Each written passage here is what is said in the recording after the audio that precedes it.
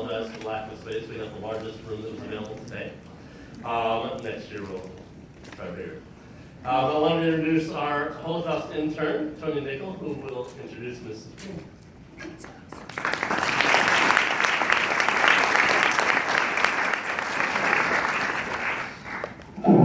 Howdy. Howdy. It's so wonderful to see all of your beautiful faces, and I am so happy to welcome Mrs. Rosa Blum to our campus, and I'm so grateful that we have given her such a large welcome. Rosa Blum was born in, please forgive me if I butcher the title or the names. She was born to Lisa and Rivka Raphael Hirsch on August 6th of 1928 in Domokos, Romania. This was a small and rather isolated town. She was one of 7 children. Rosa's parents were successful merchants who helped to support the town's small Jewish community. Jews and Gentiles mixed freely in Domokos prior to the war. And Rosa led a happy life, doing well in school with many friends, both Jewish and Christian. But as discrimination against Jews increased, Jews were prohibited from attending school. At a very young age, Rosa took up her education of becoming a seamstress. She'll tell you about her time during the war and during the Holocaust. I won't ruin it for you. She ended up surviving and being able to come to speak to us by grace. And so now she's here for us. She went from Dachau in Germany to Dallas, where she lived for 64 years. So she will tell you about her time in between, and we are so grateful to have her, and we're so grateful to hear from her. And now let's give her a warm Aggie welcome.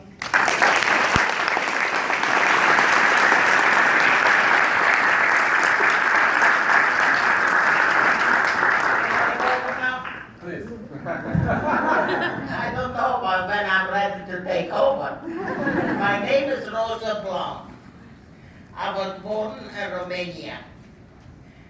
I come from 7 children. Actually, my mother had 9, but I was the 5th child. And everything that went wrong in the house, usually the 5th child did it. In some ways, it was true, but in some ways it was not. I remember one time, we had a big clock in the house, and I walked into that room, to the main room, and I stepped on it. When I stepped on it, you know, a clock 50, 60 years, 70 years ago was a big thing, keep me here, not there. So I didn't know what to do. But in the meantime, I spotted my mother and my father in the garden. So I went over to my father and I said, "Daddy, who broke the clock?" And my father said, "Is the clock broken?" I said, "Oh, yes." He said, "I don't know." So I filled my back and I said, "I don't know too." I walked away and slowly I heard what my mother said. I wonder if she didn't do it. I sold it to my father, but I didn't sell it to my mother. So sometimes things are happening. Out of the 7 children, there were 5 boys and 2 girls. My mother lost 2 girls before I was old enough. Anyway, between 7 children, I grew up. Sometimes good things, bad things. And I remember I was going to school, a Romanian school. But then one day we woke up one morning and we happened to be in Hungarian school. With a Romanian, a Hungarian, and by the borderline, sometimes they change. They switch countries. And so I was switched to Hungarian country. And everybody had to start talking Hungarian. I was very lucky. My parents had a grocery, and I was speaking 3 languages to begin with. I don't know how and what. I was never taught, but I spoke Romanian, Hungarian, and Yiddish. Yiddish we had to speak for the other people not to understand what we are them doing. So I spoke 3 languages right to begin with. And so the speaking was not the problem, but the alphabet was the problem, and school became very difficult. And we went on for about 2-3 years like that, and suddenly one day they came out and they said, who is Jewish has to wear a star. And we had to start putting stars on us. Suddenly we got different than other people did. Everyone wanted the stars, and they never did anything right away. They let things kind of cool off, and then they moved into do whatever they had to do. So we wore the stars, and we got really comfortable with them. As soon as we got comfortable with them, they said, who is sure doesn't have to go back to school. They withdrew us to homes. So we all got into the homes. And I remember Passover came in 1944. That's the last Passover I had with my family. And we were all home. Matter of fact, I still have some pictures taken that day in Passover. And we were home, very happy, the whole family. Across the street from my house, my aunt lived, and there were 7 children over there too. And so we all were a big family. My grandmother had 6 children, 6 girls and 1 boy. And all of them got married. And so, anyway, there was a big family in there, and we enjoyed ourselves, and then one day, everything got different. They came in and they showed up with 2 cars, the police department and 2 cars. In 1 car, the police department went, and in 1 car, we had to go up. They didn't give us too much time. It was 5 o'clock in the morning, and they said they gave us something like 2 hours to get it all together. And we all gathered up together, and we left. And I remember we were driving something like a couple of hours, and my mother looked at my father and he said, did you got the money? And my father said, did you got it? So between the 2 of them, either one of them got the money. So there were 7 children, no food, no nothing. We traveled for 2 days and 2 nights, and finally we got over to a mountain. The mountain was surrounded with barbed wires. There was no running water in there. There was no homes. It was just plain mountain. We had to pitch tents to sleep in. And times became very, very difficult. Families with no money, with no food. At night, the farmers used to feel sorry for the people that were out there in the mountain. They gathered up the Jews in the mountain, and they're starving them to death. They used to come and throw food into the fences. In the mornings, we used to go out and gather up the food, but the farmers threw in extra food for us to have a little food in the morning. And part of it is because I learned awful lot from it, for that when the farmers used to throw the food to us to survive. And so, things became very hard. After 6 weeks later, exactly from the day, 7 weeks later, they told us they're going to take us to a different area. And it's going, we don't need nothing except pots and pans. We do need pots and pans. What did we needed the pots and pans for? To cook. And I remember if you had more than 2 or 3 pints, they took some of it away. And they gave it to the one that didn't have any. And so finally, they loaded us on the train. They loaded us on the train. They didn't have to make sardines out of us. We did it ourselves because family didn't want to be pulled apart. So we just pushed in more and more to be together because the family didn't want it to be pulled apart. So therefore, in my train where I was, it was 135 people. And then when finally they couldn't put no more in, they closed up, they gave us some black big chains and closed the train, and the train never been opened up. And yeah, we needed pots and pans, but not for cooking. The trains happened to be cattle trains. There was no running water, there was no toilets. And all the waste had to be gathered up in the pots and pans. And so, in that, we traveled for 4 days and 4 nights. During the time that we traveled, there was 3 deaths. 3 people had died. A woman gave birth to twins. And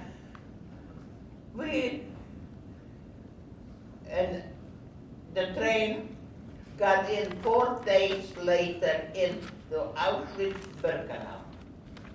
When they got in, I don't know, it was in the morning.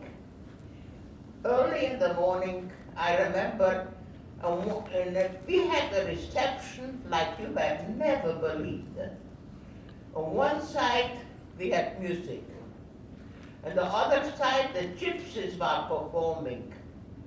And we were accepted, you would never believe, that a block away from there is a crematorium. And so, we didn't have no idea what's going on. And my grandmother said to me, she said, I had long hair. You could sit on my hair, that's how long it was. She said, she looked out through the window and she said, I didn't comb your hair for 4 days. I like to brush your hair. So I undone my braided 2 braids I had. I undone my hair, and as soon as I finished undoing my hair, the train opened up. When the train opened up, my hair was floating in every direction. You can imagine braided hair to be turned loose. It floated from every direction. And my grandmother looked at me, she said, go find something, tie up your hair. She sent me away from the group. And I went back in the same train as I came because the woman with the babies was there. And I got up in the train and there was a big, beautiful scarf on the floor. Just like somebody would lay it out for me. Black background and big roses on it. And I looked at that scarf and I said, this belongs to you? And the lady said, no, you can have it. I went and took the scarf and I rolled it, I made the rope out of it and I tied my hair and I brought part of it to the front. You know, I was 15 years old, I wanted to look pretty. So I brought that to the front and I was kind of looking up, and as I was looking up, suddenly I saw my mother by a block away from me. She had one baby on one side, another baby on the other side, and I screamed out, and she turned her head. I felt like she heard me because that's the last time I ever saw my mother. I never saw her again. And then I wanted to get off the train, but a little wagon pulled up in the front and stopped us from getting off the train. And when there was like a little ambulance. And one side a red cross, and the other side another cross. And in the back, when you opened up the door, it was full of corpses. And they took the woman with the two babies and they pushed her on the top of the corpses. When they did that, something happened to me. I completely blacked out, and I said to myself, evil, evil, evil, evil. And I couldn't breathe good. And they took the woman and took the corpses away, and finally they drove away. And I did for my 30 minutes, I don't know what I did. But I was slowly coming to the area where my mother went in, because I watched her, where is she going in? And I reached with my arm to get to the door, and suddenly I heard boom, just like several doors have closed at one time. What they did. And from this side, everybody remained numb. Even the Germans remained numb on this side. And the people that were working there, and everything became still for a few seconds. And I remained on this side, and the door locked up, and sudden Mengele came up to me. Now you all want to know who Mengele was. You all look it up in the library. It's a lot written about him. Please read it up. Read about him. It would be well worth it for you to remember that name. And he says to me, he says, you are chosen to go to work. And I said, but I want to go to my mother. He said, no, you cannot go to your mother. You have to go to work. And dropped me into the working group. And I turned around and come back again and try to get to that door. And he comes back to me. He said, I told you, you cannot run away from work. Why are you running away from work? He beat the hell out of me. He split my head wide open. My left hemisphere got split open, and blood was gushing all over me. He left me for dead on the floor, but I picked myself up and I went into the working group, and I said, I guess I have to see my mother some other time. I will see her some other. And I went into the working group. Now we arrived that morning, 7,000 people. Out of the 7,000 people, they have put 200 women and 200 men to work. The rest of them all went to the crematorium. I mean, I'm trying to give you kind of how little it was a chance to survive even. And I went into the working group.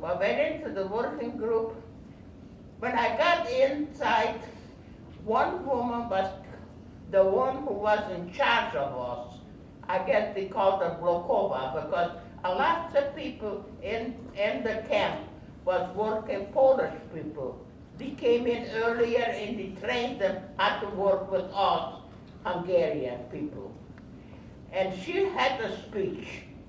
She had a tremendous good speech. But I don't remember too much, except 2 words. When you're sick, you're not sick. It left that on me. Why it left that on me, I figured it out eventually, but I said to myself, why when you're sick, you're not sick? What is she trying to relate? I knew she's trying to relate something, but I couldn't understand that.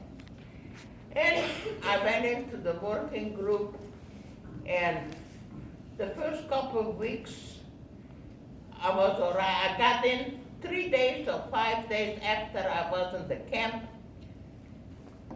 We were sleeping in bunkers. I mean, beds. The beds were 13, 14 people on the floor, and then a middle one, and then upper one. The only place you find a duplicate of the same something wrong here. But I find a duplicate of the same beds. They have brought in some in Washington D.C. They have the beds that they had in Auschwitz. They brought in some beds in there. They have them at the museum in Washington D.C. Anyway, 13, 14 in the bottom, and then 12 and 13, several of them up and down. And the upper top broke. And the bottom and the bottom of the floor, the woman passed away. And you could never put me in the bottom. I always used to climb up on the top.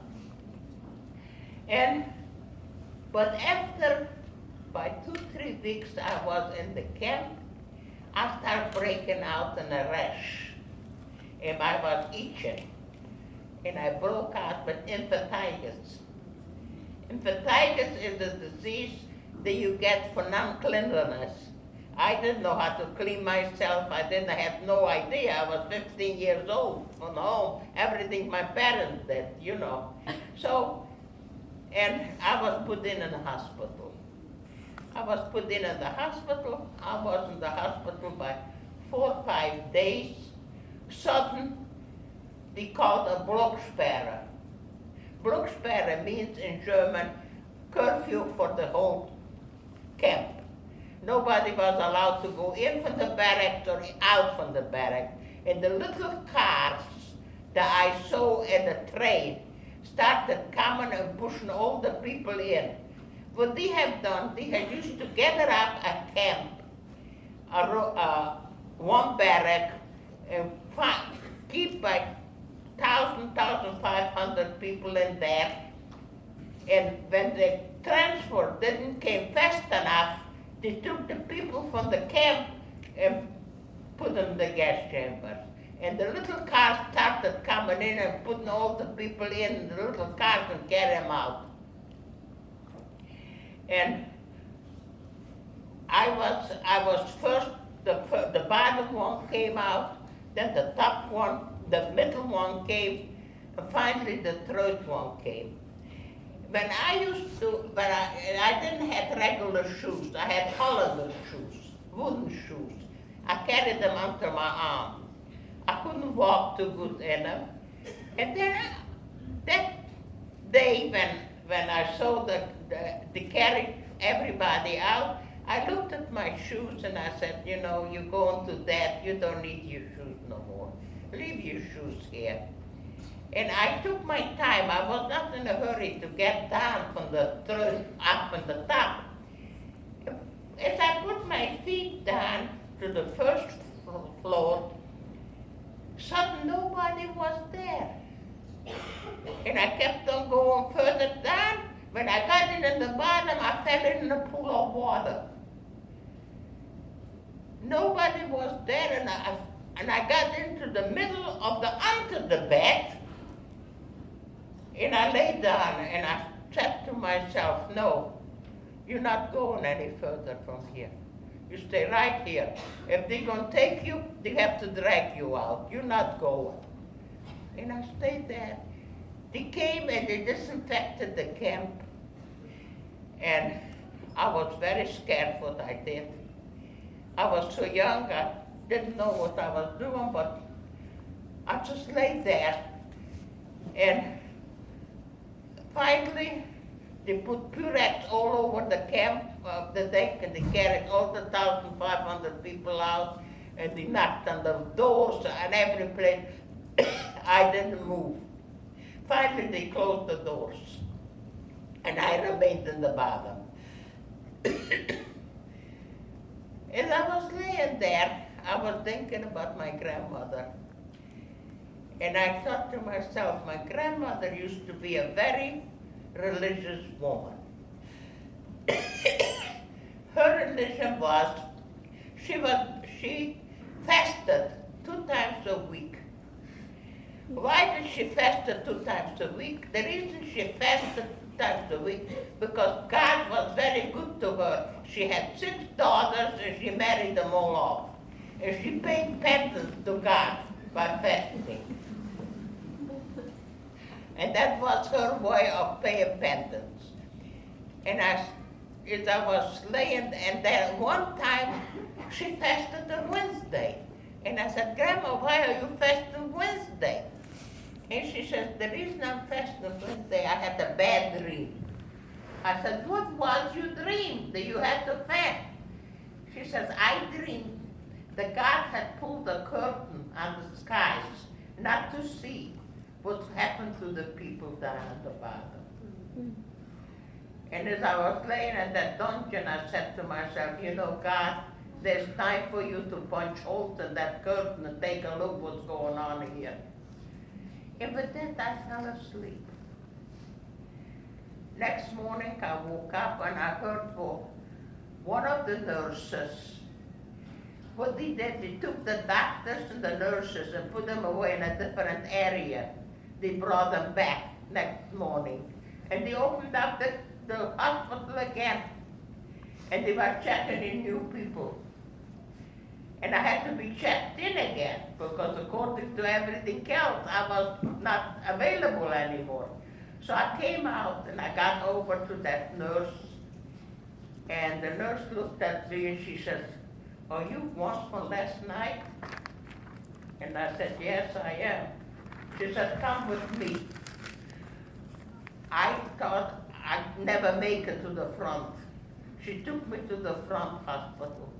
She took me to the front hospital and she poured a bowl of water. She told me, wash up. And she handed me a clean dress. And she said, one thing I want for you, don't ever repeat what you saw. I thought to myself, I don't know who to repeat it to. I said, it's okay. And I said, yes. She became one of my biggest mentors. I never listened to nobody till that day when she was talking to me. She was my biggest mentor that I ever had.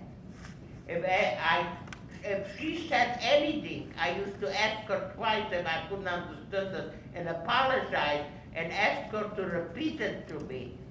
And I did everything she told me. I was with her for like 3 weeks.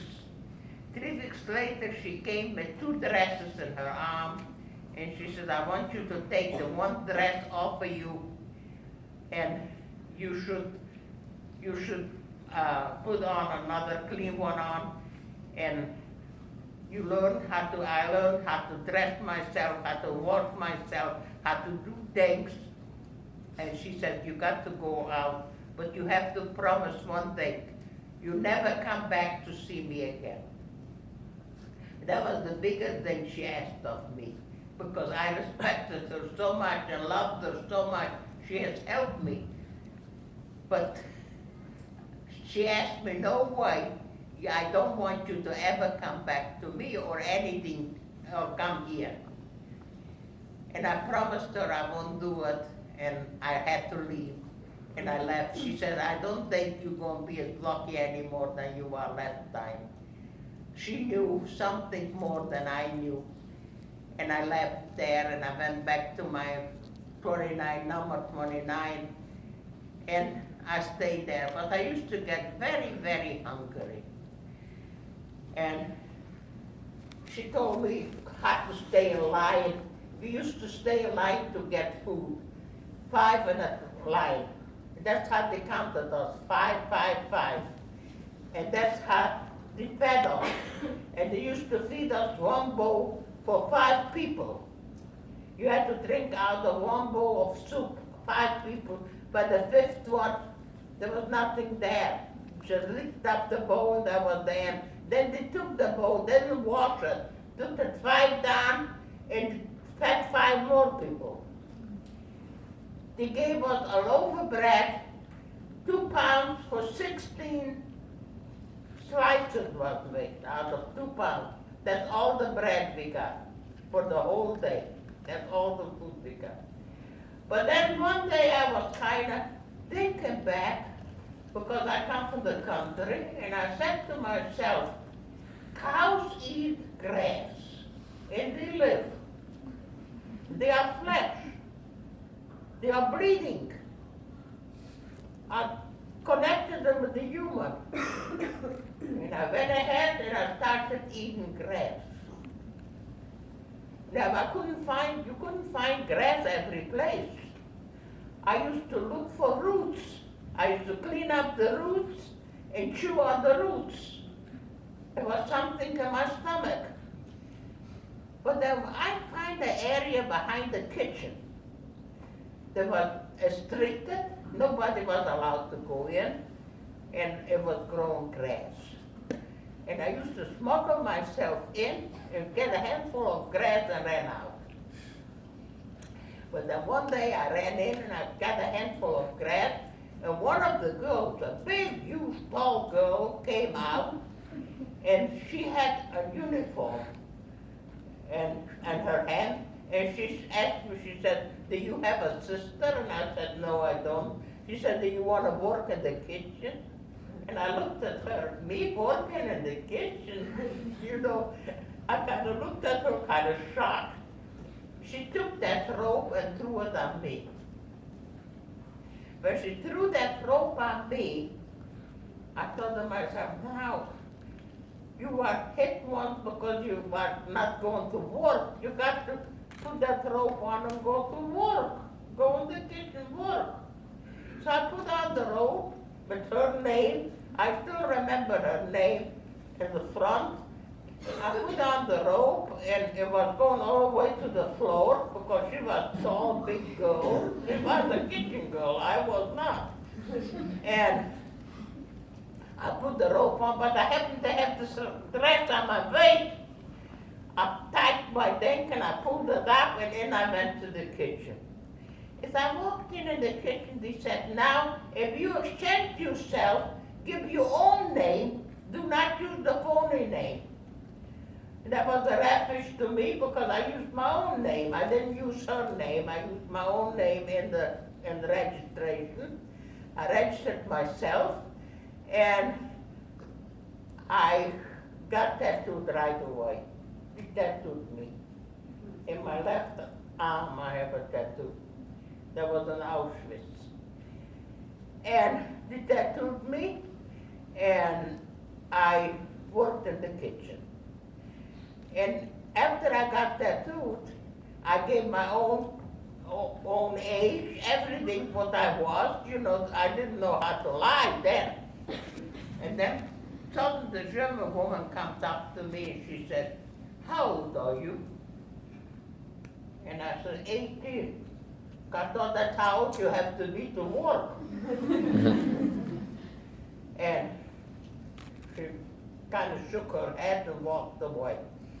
Next morning she comes back, she says, "Where's my 18-year-old mom?" And I came up again. I was afraid she may look at my paper because in the paper I gave the right time. I was 2 years younger than I was 18. But she never changed. In some way, I think she respected me because I wanted to survive and I wanted to live. There was something between her and me. And she had me every day go into a certain place that nobody was allowed to go in. I used to go in with her and pick up a set of powder. I called it powder. And we brought it out, and outside she had lined up 2 women. One of them was dishing it out, and the other woman was mixing it in. The first time I went out to get that powder in, that flour or powder you want to call it, I was so happy. I said, now they're putting in something to thicken the soup to get more nourishment to the people. But it was not what I thought it was. Everybody, the older people started laughing from me. He says, give them more food, nourishment, and they were laughing. I set out to find out what it was. If you didn't have to have more than 3-4 spoons of it. You didn't were hungry no more. You didn't miss your parents no more. It was a brain control powder. And we were mixing it in food. And I did that for about 3-4 months. And then after that, one day they came and the transfer were not coming in as much. It was already September. During the whole time, I got in May in Auschwitz. In September, they needed 200 people to work in a munition factory in Germany. And they asked for volunteers. And I volunteered to go work in the munition factory. And we went out from the kitchen. And because I said, let's get out of here. And we got out 200 girls, they put on a train, and I was sent out almost with the last train from Auschwitz in Germany. I was put in a Dachau camp, number 7. But I never got to work in a munition factory because when they got to camp number 7 in Dachau, it broke out in typhoid. And they never got into work in a munition factory. And so we just stayed around there till May that following year when the American had liberated us. I was liberated by the 4th Army, Eisenhower's Army, in 1945. And now if somebody wants to ask me any kind of question, I like to get a volunteer, somebody that could help me out, because I don't understand, I don't hear too good, and so help me give them the answers. So anyone who has questions can come up to the podium and ask the questions, and then Tony will relate them to Mrs. Blum. Come forward if you have any questions.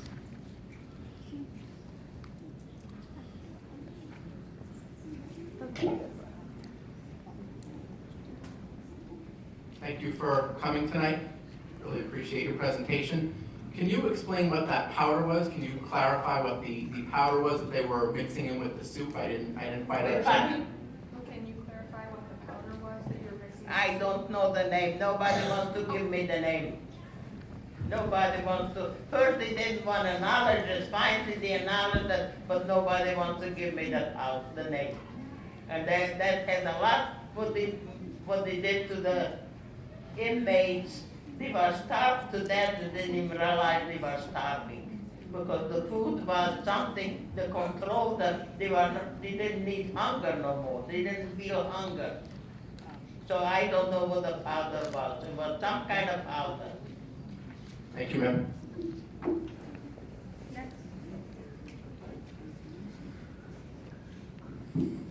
Howdy.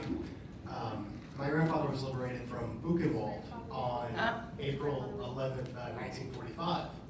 And he really vividly remembered the Third Army coming and just receiving the survivors with such gratitude, immediately emptying their pockets and giving whatever they had. And he remembered the candies and gum that they gave and just the graciousness that they had to receive this. So my question is, could you describe your experience with your liberation from Dachau? His grandfather was liberated from Buchenwald, and so he remembers his grandfather talking about the candies that were given to him upon liberation. He remembers his grandfather talking about liberation in Buchenwald, and he wants to know any memories that you have and if anything significant happened when you Just were your experience with your liberation. experience.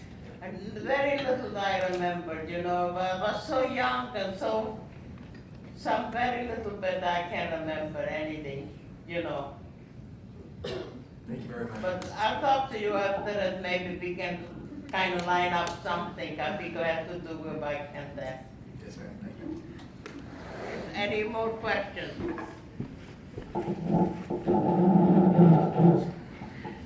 You said that the lady said that when you're sick, you're not sick, and you eventually figured out what it meant. You said that What did it mean? You said when you're sick, you're not sick, but you later figured out what it meant. What did It meant that you shouldn't pull being sick when you're not sick. You always should stay, and even when you're sick, keep on going and don't give in. That's what it meant. That's what I figured out later. I don't know if it's true or not, but that's what I figured out. But that's the only word I remember about her. I will always remember her. You're sick, you're not sick. Thank you.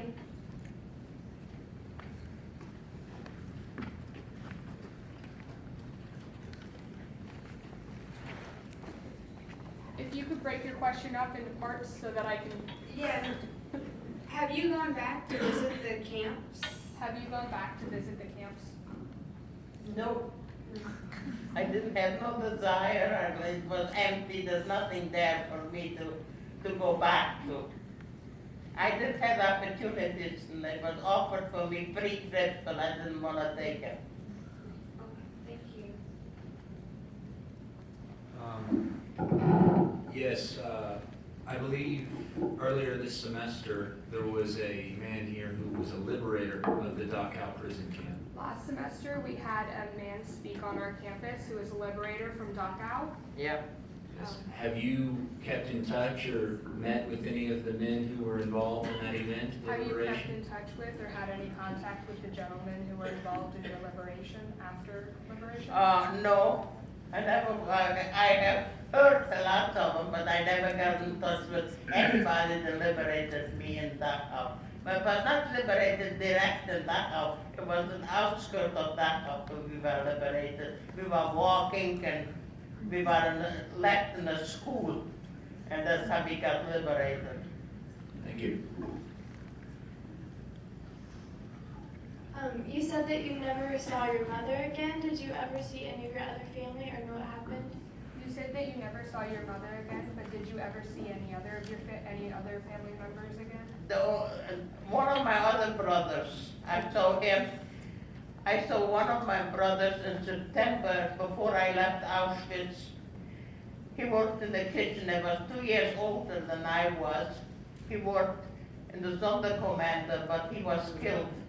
And I think he knew almost when he came to say goodbye to me.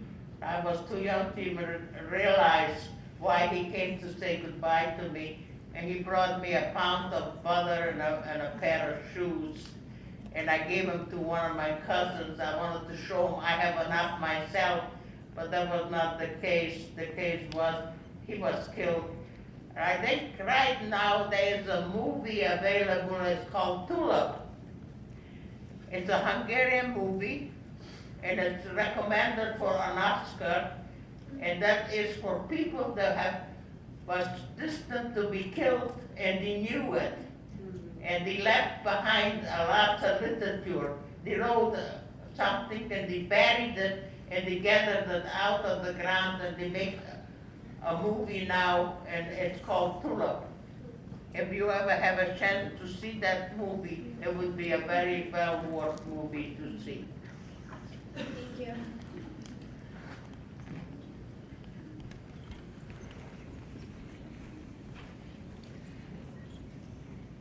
Where did you A go? couple more. Okay. Where did you go after you were liberated? Where's the first place you wanted to go back to? Where did you go after you were liberated? Where was the first place that you went? The first thing I got when I was liberated, we were going to a camp. And I was in the camp for like 4 or 5 weeks. When I broke out I had a appendicitis operation. And I was put in the UNRWA hospital. And when I was there in the UNRWA hospital, we had breakfast, lunch, and dinner. It was a beautiful place to be there. So I went in the hospital, and I was talking to other inmates. I said, I would like to stay a little longer here. He said, man, you could if you would complain about your stomach. So I started complaining about my stomach. And I stayed 3 months in the hospital. Because I had breakfast and lunch and dinner. And all taken care of, I lived the life of Riley there. And finally, one of the nuns, I decided I couldn't take the medicine. They were giving me every morning medicine. I was given a plant. And each time they gave me some medicine instead of me drinking it, I was pouring it on the plants. All the plants have died except one. One of the nuns noticed it, and it was served by nuns, and she came over and she asked me what I did, and so I told her, you know, she helped me out, and she took me to a place where I learned how to sew. I used to clean the house in the morning, and in the afternoon they taught me how to sew. So I learned how to sew in Munich, Germany, and then from there, that's how I went into United States. One more question after this gentleman. Excuse me, I don't know if this question is too personal, but may I ask how your experience in Auschwitz affected your relationship with God? Okay. He said this is a personal question, so if you don't want to answer it, of course you don't have to. But how was your relationship with God affected by your time in Auschwitz? It made me stronger. I'm a believer that things are put up by somebody we don't have no control. And you can call it whatever you want to. You can name it whatever you want to. I call it God. God's way of doing things. Thank you. Now that you all asked me all the questions, I would like to get from all of you a favor. Anything. Of course. Can I get a favor? Yes. That favor to me is, when you go home, give your mother and father, or your caregiver, a big hug and kiss from me.